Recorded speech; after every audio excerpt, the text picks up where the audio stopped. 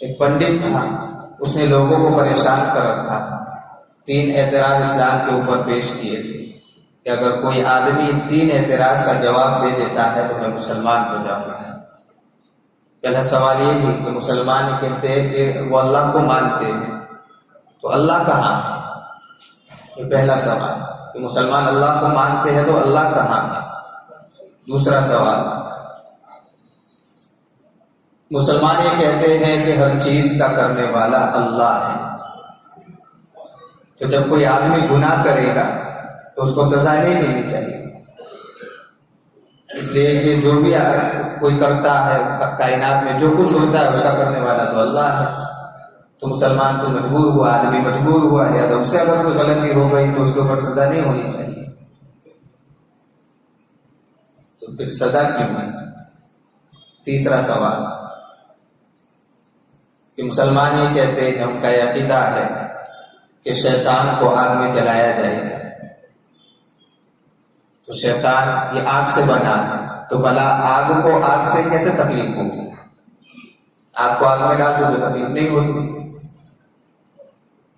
یہ 3 سوال لوگوں کے مجمع میں جا جا کر لوگوں کے سامنے بیان کرتا ہے کہ تمہارے اندر ہمت ہو تو ان 3 سوالوں کے جواب دو. اگر تم 3 سوالوں کے جواب دے دو گے میں مسلمان ہو جاؤں گا. خیر لوگوں کے ناک میں دم کر رکھا تھا، لوگوں کو پریشان کر رکھا تھا. جاتے جاتے ایک آدمی وہاں مٹکے بنا رہا تھا، اللہ والا آدمی، اس نے بھی اسی کے سامنے جا کر یہ سوال پیش کیے. تو اللہ والا مٹکے بنا رہا تھا، اس نے کوئی جواب نہیں دیا. وہاں سوکھی مٹی کا ٹھیلا رکھا ہوا تھا، اٹھا کر اس کے سر پر مارا، سر پھوڑ دیا اور سر سے خون بہنے لگا. یہ آدمی تو کہا کہ میں پنڈت تو کہہ رہے میں نے سوال کیا، میں نے کہاں کوئی گناہ کیا. خیر وہ پہنچا قاضی کے پاس شکایت لے کر کہ فلاں آدمی نے، فلاں اللہ والے نے مجھے پتھر مارا اور خون نکال دیا. قاضی صاحب نے صلی اللہ علیہ کو بلایا اور کہا کہ آپ تو اللہ والے ہیں، آپ نے اس کے ساتھ یہ کیا حرکت کی؟ یہ ظلم کیا، آپ نے اس کو ستایا. کہا یہ ستایا نہیں ہے، اس نے جو سوالات کیے تھے اس کا ایک جواب ہے. کہا کیسے تھے سوالوں کا جواب کیسے؟ ایک ہی پتھر کے اندر 3 سوالوں کے جواب. تو کہا کہ اچھا پہلا سوال کیا تھا؟ پہلا سوال یہ تھا کہ مسلمان کہتے کہ اللہ ہے، کہاں ہے دکھاؤ. اب یہ آدمی کہتا ہے کہ میرا سر پھوٹ گیا ہے، مجھے تکلیف ہو رہی ہے، درد ہو رہا ہے، دکھ ہو رہا ہے، اس کی شکایت لے کر آپ کے پاس آیا. تو اب میرا سوال یہ ہے کہ دکھ کہاں ہے، درد کہاں ہے، دکھا دیں. تو جس طرح تو دکھ اور درد کو نہیں دکھا سکتا ہے، محسوس کر سکتا ہے، تو اسی طرح اللہ تعالیٰ آنکھوں سے نظر نہیں آ سکتا ہے، اس کو انسان محسوس کر سکتا ہے.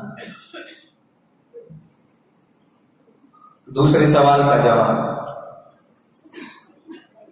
کہ تو یہ کہتا ہے کہ انسان مجبور ہے، غلطی ہو جائے تو اس کے اوپر سزا نہیں ہونی چاہیے. تو میں بھی مجبور ہوں، کائنات میں جو کچھ ہو رہا ہے وہ اللہ سے ہو رہا ہے. یہ پتھر بھی جو میں نے مارا وہ مجبوراً مارا، مجھے سزا نہیں ہونی چاہیے.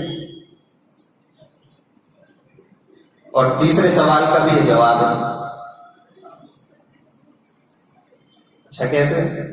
تو کہا کہ یہ جو ڈھیلا میں نے مارا وہ کس کا تھا؟ کہا یہ مٹی کا تھا. تو کس سے بنا ہے؟ میں بھی مٹی سے بنا ہوگا.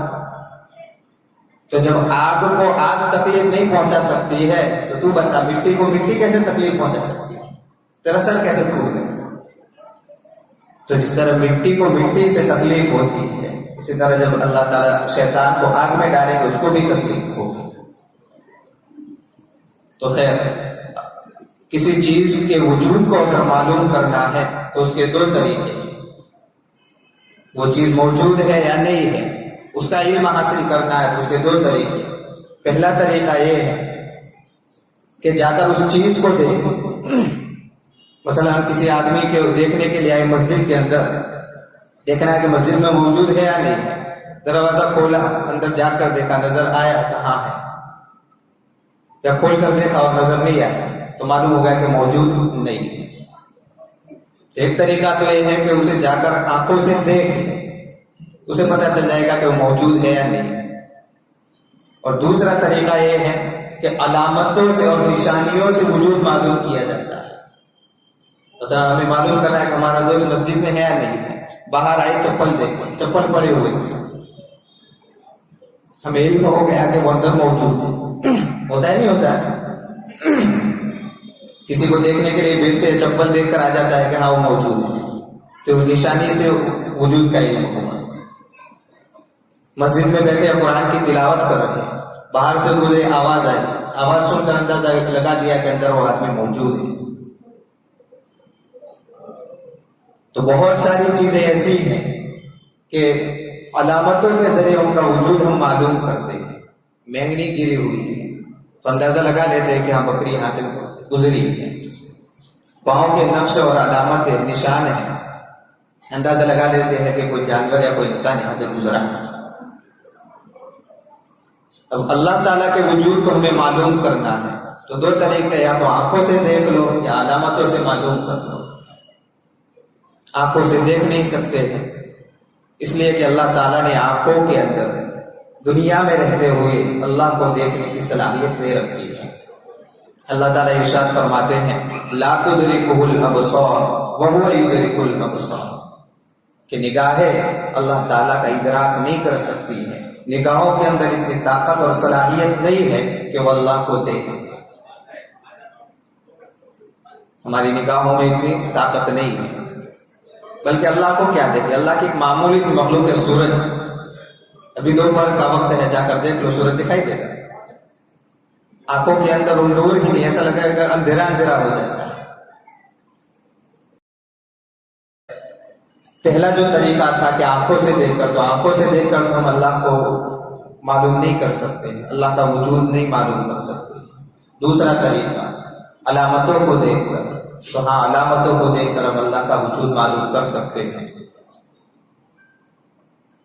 اتنی بڑی کائنات یہ اس بات کی علامت ہے کہ اس کا کوئی بنانے والا ہے.